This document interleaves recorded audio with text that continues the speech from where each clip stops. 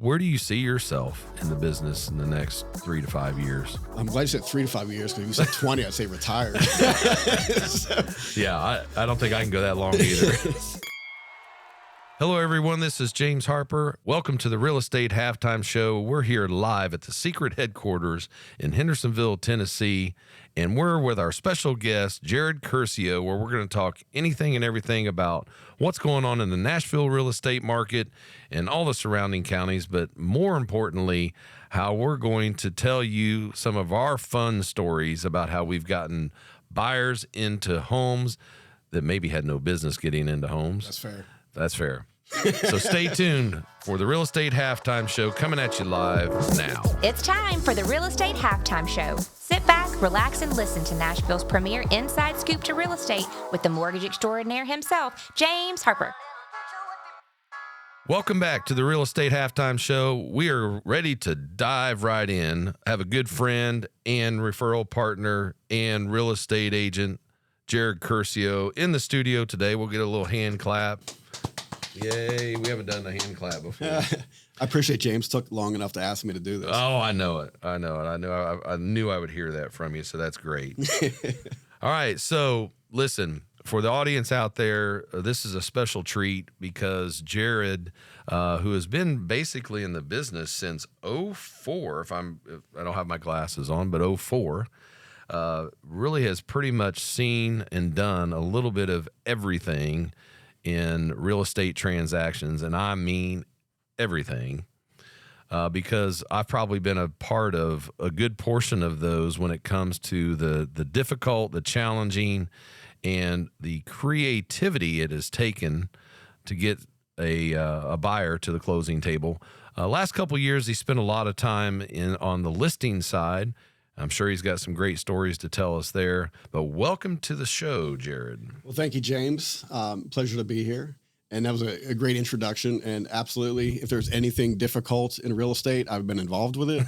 I get phone calls constantly from agents on my team that say, yeah, I got this crazy situation. I assumed you've done it before. So, yeah, I've seen a lot. I've gotten a lot of phone calls from Jarrod that I know when I answer the phone, it's going to be one of these doozies. It's going to be a doozy. Like, well, it starts off, well, I've got this client, and I know it's going to start off really well from there, where we're going to have to think out of the box because you're already trying to figure out how to fit a square peg round hole. Yeah, it's definitely a jigsaw puzzle a lot of the times with a lot of these people, and that's why I called James, because he's good at putting those puzzles together. So. Thank you. So tell us about you, Jarrod. Tell us about how you got into the business, why you got into the business. As I basically tell all of my guests, I don't think any of us just wake up one day and say we're going to be a realtor or we're going to be a lender. We just kind of fall into it in some form or fashion. But what got you into it? What motivated you to get into the business? Yeah, well, nothing motivated me other than money. No, actually, I'm not money driven. But what it was, I actually came down here. I have a sports medicine degree from Penn State. I actually came down. The Nittany Lions. Yeah, I came down here to interview for a pharmaceutical sales job with my buddy's girlfriend, and ended up not hashing out. And he offered me to work for him, and he was running a small real estate company in Rivergate. It was called Buyers Connection. It was we were an exclusive buyers agency, so at the time we didn't take any listings. And we then turned into Reliant Realty. When that happened, when that happened, I left and ended up working elsewhere, and ended up at Remax in 2011. So it was, hey, I think you'd be good at real estate. Why don't you come work for me? And I literally drove back up to Pittsburgh, where I'm from, packed up my car, and I was down here 2 weeks later. Were you married then? No, I actually met my wife here. But, okay. Yeah. So you were like 6 months completely later. Single, solo, no kids, had a little bit of and I had no flexibility. fallback plan, which is, I think in real estate, is you can't have a fallback plan. You got to jump in with 2 feet. You can't stick your toe in and think you're going to be successful. Oh, I think that's very important. I think there are a lot of agents. There's also a lot of loan officers that try to do it part-time. Just doesn't work. It's not a part-time gig. You're doing a disservice to yourself and your client, in my opinion. Yeah. Now, I'm not I'm not trying to disrespect anybody that's part-time, but that's my personal opinion. Yeah, it's hard. It's hard. Yeah, no disrespect to people that are doing it. I'm sure there's some successful people doing it. It's just really hard to be in the know and to have all the knowledge, guidelines to compliance, to the just boots on the ground with what's going on in the buying and selling aspect and the transactions. There's just a lot. There's a lot to it. So we, Jarrod and I, have really done a lot of transactions together where we've done some really, really difficult things. And so we're going to talk about that here in a little while. We're going to really get to a couple cool, funny.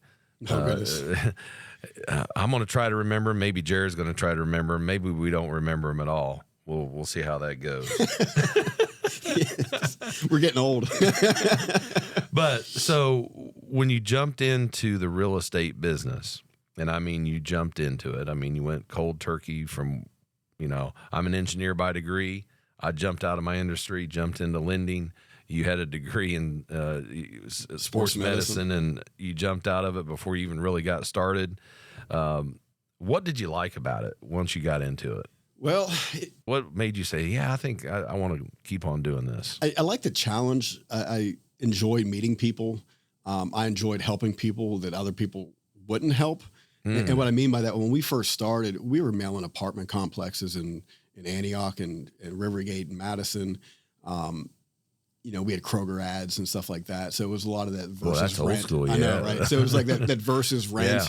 So you're primarily subprime market. You're primarily lower income. And it was a lot of, nobody was willing to help those people. So I got satisfaction of helping somebody that nobody else was willing to help into a home. And a lot of time it was, a generational change. People, they're buying the first home ever in their family, like the history of their family. So like that was a big deal to me. So I think that's what motivated me the most. It wasn't financial. It was helping people that others wouldn't. And I tell you what, when you help those people, they tell everybody. They send you all their friends. I still get referrals from those people from 2004, 2005. Well, I think helping, we probably need to elaborate on that a little bit more, because it's more than just the, getting them to the finish line. It's everything that led up to that. Oh, it's a lot. I mean, it could be talking about, I know you're one of the few that really dive into some of their personal, situations. Could be finance. It could be, whatever they're going through with their spouses. You wear a lot of hats. You wear a lot of hats. And you're so, marriage counselor, life coach. Yes. And you're one of the few that I've recognized over the years where clients really trust you a lot and they tell you a lot, but that also helps you solve the puzzle, as we talked about just a few minutes ago. 100%. Because if I don't know what the problem is, I can't fix it. I can't help. If you're not going to be open and transparent with me, I can't get you there. So one of the things that we did was a little bit different. Now, you can't do it today, but back then we used to pull credit. So I used to do a lot of credit counseling. I'd see, okay, well, you have a 500 credit score. If I can get you to 550, or if I can get you to here or whatever, I know somebody can do your loan. And, of course, like I said, it was subprime days. So there was a lot of, a lot of different things. Yeah. A lot of times if you had a pulse or, can make your breath on a mirror, they'd give you a loan. But, But, it was different. I would help clients write letters to the bureaus. I would, teach them how to, dispute certain things, let them know what to pay off, what not to pay off, and just how to get their score to where they needed to be as cheap as possible and as quickly as possible. So what do you think the biggest fear is today with borrowers? What is the biggest fear as to why they decide to still rent? What do you come across as? I think it's all payment sensitivity. I don't think it's not the process. It's not the. I don't think. Hey, I have a $200,000 liability or $300,000 liability. No, that's never. I've had one client, and we both know him. He said, "I just don't know if I want to spend $1 million." Mm-hmm. Like that number, like in his head, was like, I don't want to hit that. You know what I mean? But he did. But no, very rarely do I get that. It's because people don't usually buy homes based off of price. They buy it based off of payment. What they can afford on a Yeah, monthly. what can you afford? And what can you afford comfortably? So that's what people are buying payments. They're not buying purchase price. Yeah. So as you started building your career, did anything evolve into how you started out helping clients versus maybe how you help them today?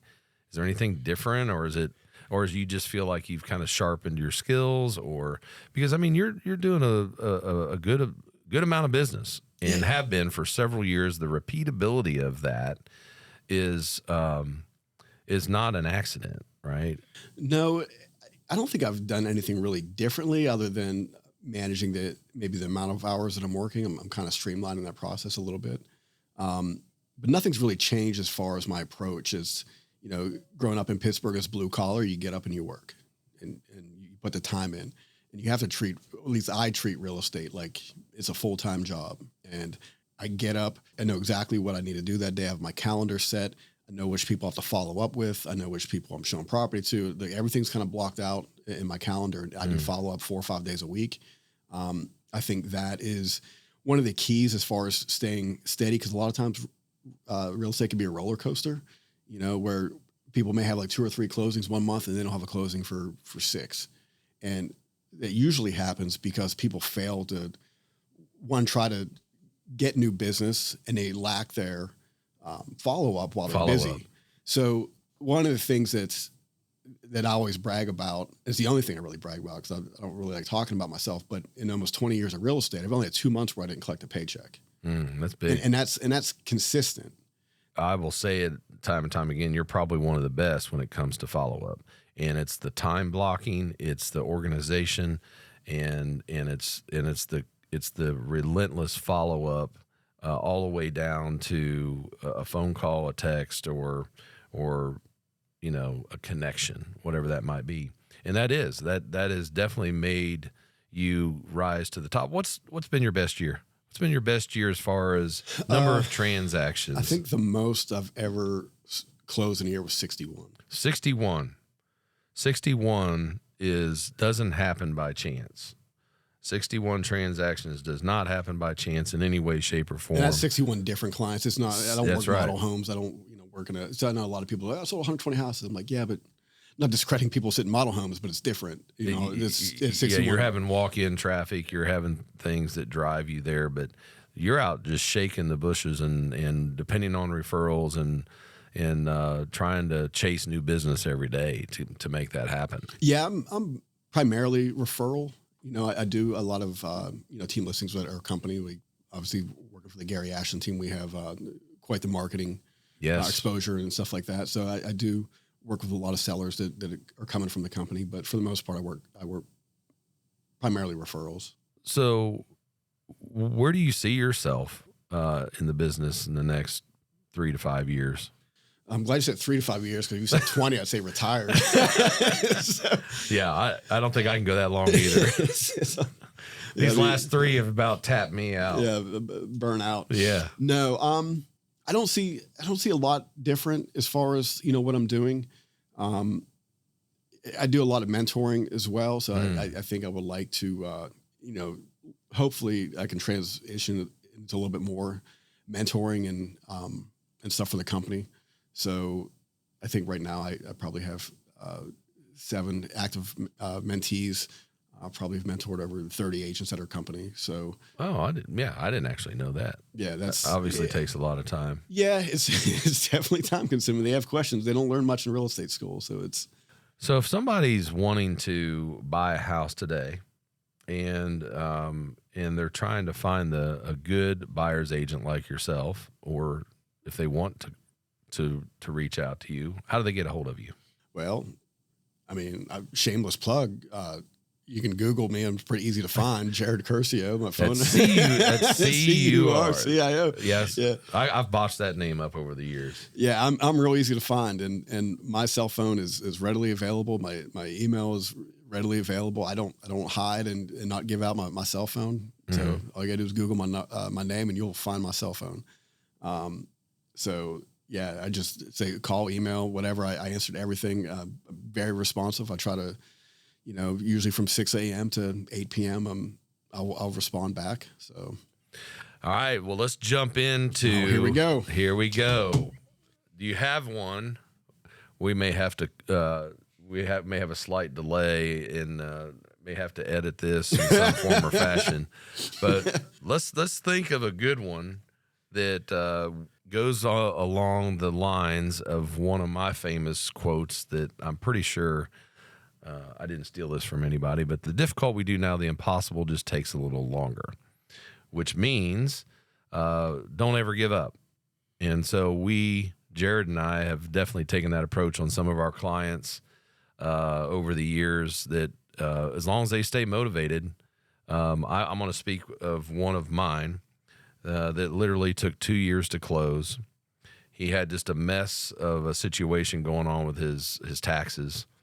And every time I turned around and pulled his credit, I was chasing a moving target. This could be like one of like 30 people. I'm trying to figure out who you're talking about. And he just kept recreating another problem. And so it was literally chasing a moving target. And after 2 years and finally telling him, just stop, let me help you fix it, he finally listened and we got him to the closing table. But it took 2 years. That was my longest one. I mean, I literally worked off and on for 2 years, from at different points, and we got him to the closing table. Now, we've had some challenging ones during the transaction. Well, before you go to that, so the longest one that I ever worked with was 9 years. 9 years. And you did that closing. Wow. Okay, So I don't remember that, but go ahead. Well, because you were only involved at the end. Okay. I had 8.5 years of credit building before you got involved. And, we finally got her to where she needed to be, and she closed. She bought a house in Antioch. So what you're saying there is you were basically helping with financial literacy, where this person maybe didn't have the educational or didn't have the, wasn't brought up in an environment where financial literacy was important, or, didn't get the education through family or maybe even through schooling or whatever, and was just a hot mess, right? Yeah, hers was a little bit different situation. It was obviously made some bad decisions when she was young, and took a really long time to recover from that. Had a divorce. It seemed like every time that we got close, we had to step back. And sometimes it wasn't her fault. Sometimes it was because, the market changed, and like when I was trying to fight her to get to a 580, then they changed the rules where you need a 600. And then we finally get her to 600. Oh, sorry, now you need a 620. So a lot of times it was chasing guidelines. Yeah, that's happened a lot. So we finally got her to a place where we got her to where she needed to be, and she closed. Well, all the listeners out there, this is a very encouraging thing, because a lot of listeners are afraid to take a step. I see it from my side as just taking a step. They're afraid that they're going to hear the word no. And no, because I had this happen in my life. No, because I had this happen in my life. No, because I had this happen. There's all these circumstances. It could be relationships. It could be bad decisions. It could be, health. There's lots of reasons why people's credit go in the toilet. But for all the listeners out there, it doesn't mean that you have to be stuck into renting for the rest of your life. Everything is figure outable. Yeah, it's never no. It's usually not yet. That's right. It's usually, these are the things we need to do, and I think you can be ready and you give realistic expectations. But if you're not working with the right lender and the right agent as a team, it's going to be difficult if you do have some challenging situations for people to listen to you and guide you on how to get there. Is that true? Yeah, and if you don't fill out the application, you'll never know. Right. And you'll be shocked at how many times people call me like, I think my credit's bad, blah, blah, blah. And you're like, well, let's just see where you are. And you'll pull it. You're like, oh yeah, they're good. They got a 680. Yeah. We're gonna like you don't know. You don't know. People think my credit's in the toilet, and then I'll pull it and I'm like, no, it's not perfect, but you're okay. Yeah, and then you dig a little deeper and they were like, well, I had a medical collection like 3 years ago, so I thought my credit would be bad. We're like, well, Yeah, there might be a little. I mean, it's not medical really... collections, or we're going to go ahead and bust Comcast. Comcast is notorious for putting collections on people's accounts. I saw a lot of Fox collection because they don't agency. return the damn box. Yes. And they think their credit's ruined because of Comcast. When they return it and Comcast doesn't recognize the return. That's right. Yeah. Oh, we got a sideline in here. We got our peanut galleries chatting. Peanut gallery. We got our gallery in here pitching in. Sergio. Anyways, how does somebody get started with you if they've never bought a home and they're interested in buying? Because you've really done well in the first-time home buyer realm. Not that that's the lane you always want to be in, and that's not the lane you have been in, but you have carved out a good niche with first-time home buyers. So how does that process kind of start with you? First things first, I think everybody, no matter price point, deserves good representation. Yeah. So I've never been one to look at like price point and say, it's not worth my time. It's ridiculous. And I get angry when I hear agents say that.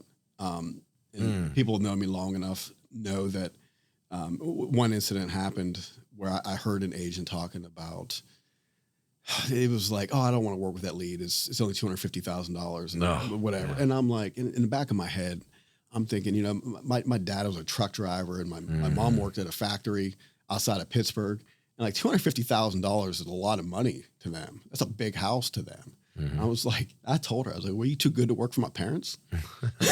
You should have saw the jaw drop. But but I just don't tolerate that, So as far as working with first-time buyers, it's not really a niche. It's just not something I steer away from. But as far as getting started, a lot of it's just a conversation. You need to see, what their motivation is, what they're needing, and what their situation is. And a lot of times I'm asking these questions not to be nosy. I'm asking these questions because I need to set them up with who I think is going to be the best for them. Mm-hmm. Because let's be honest, everybody's got a different niche or something they're better in, or maybe somebody's rate sensitive, or maybe it's this or that, or they need a certain product. Mm-hmm. So I'm not going to waste their time. I'm going to try to say, hey, I think this person's going to be the best fit for you.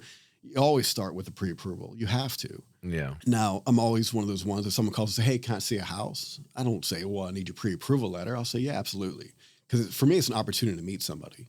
I want to meet them. I want to get in front of them. I need them to know that I'm a real person and not some, Zillow bot that, you know what I mean? That doesn't care about it. So I want to meet them. Everybody gets a free one with Jarrod. I'll meet with you. I'll show you anything you want to see, because I want to get in front of you, and we can have a conversation at that point, face to face on the important financial topics. You never bring up financing over the phone before you've had a chance to meet somebody, at least in my opinion. And then you set them up with the lender. You find out, what they're approved for, what their comfort level is payment wise, and then you get them set up on a search. A lot of times I'll hand select stuff based off what their needs are, and then we go out looking. And then the rest is history. Well, I tell you what, a lot of people think that showing homes is all an agent does. Like, that is the easiest part of my job. Getting somebody under contract is the easiest part of my job. It's what follows is the challenging. It's navigating inspections. It's navigating appraisals. It's navigating emotions and cold feet and, all those things, or navigating a seller that's difficult, and getting to the closing table, navigating title issues. So, I mean, that's where, in my opinion, that's where your buyer's agent's worth their money. It's not showing anybody can go open a door. That's not what agents get paid to do. That's good. That's very good. So good. Well, if anybody listening wants to reach out to Jarrod, again, you can Google Jarrod Curcio, Jarrod, capital CURCIO. I thought that'd be easier than like trying to give up like Jarrod.Curcio at NashvilleRealEstate.com. No, that's perfect. Now somebody can do that really slowly. Yeah. Well, thank you for coming in. I'm sure we'll have you on another episode. I'd love to. We'll talk about all things real estate in Nashville and surrounding counties. You are on the Real Estate Halftime Show. We appreciate you, Jarrod, and come back and see us. Absolutely. Take care.